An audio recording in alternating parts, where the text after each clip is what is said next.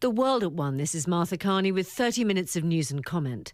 1 in 3 children in England is still leaving primary school without a firm grasp of reading, writing and maths, despite many new attempts to improve teaching.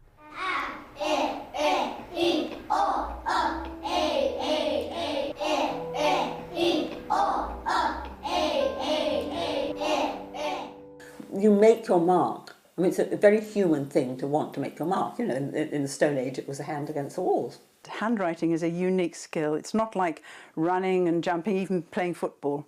Unless you've been taught, you won't be able to perform this. So children will make marks naturally with sticks in sand or scribbling. You know, children do enjoy making marks.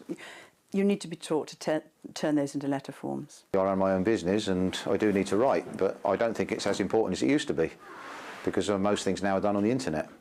And so long as you can type, I think that's more important than writing.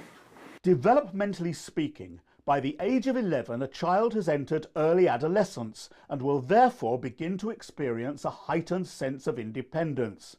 But consider this. Their newfound independence will inevitably be limited for those children who struggle with literacy. Handwriting is something intensely personal. So they are aware, even if their teachers haven't flagged it up, that they're not writing as well as their friends. And it's something which they will be aware of when they go into secondary school.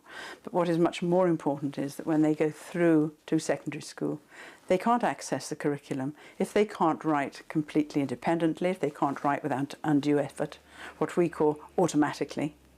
Then, of course, they will have difficulty accessing the curriculum.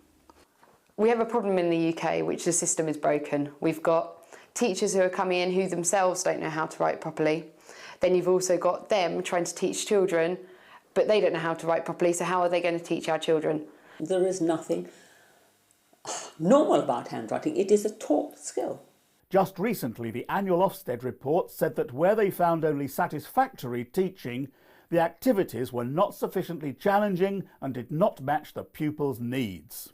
Well, I think it's very sad, really, in a country where our education is meant to be world class, that we have statistics like this. And of course our rankings in the World Education League tables has fallen dramatically in the last 10 years. To explain that what is needed is a method and not a model, because all that has been done in the intervening 25 years have been people who've made a lot of money out of copybooks who didn't know anything about handwriting but thought their own letters were adequate or their own letters were the best and children had to copy.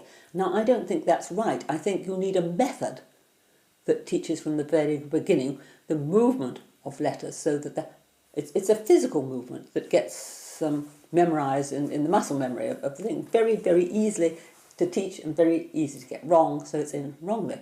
And there was, unfortunately, in the 70s, a real move away from teaching formal skills. The ethos was that you restricted creativity if you taught. So we now have a generation of young teachers who perhaps were never taught themselves. So now that they're required to teach, it's in the national curriculum, they are required to teach handwriting, they're not skilled enough to do so. Fortunately, a revolutionary new method has been designed with the help of handwriting experts as well as concerned educators and parents alike. So what we did is we've come up with a range where they've all got special ergonomic grip zones that promote the kids to hold the pen in the correct way. Unless you can move across the page fast, comfortably and fluently, you can't get your ideas down. So this is really like a tool. You can't dig a hole if you don't have a spade.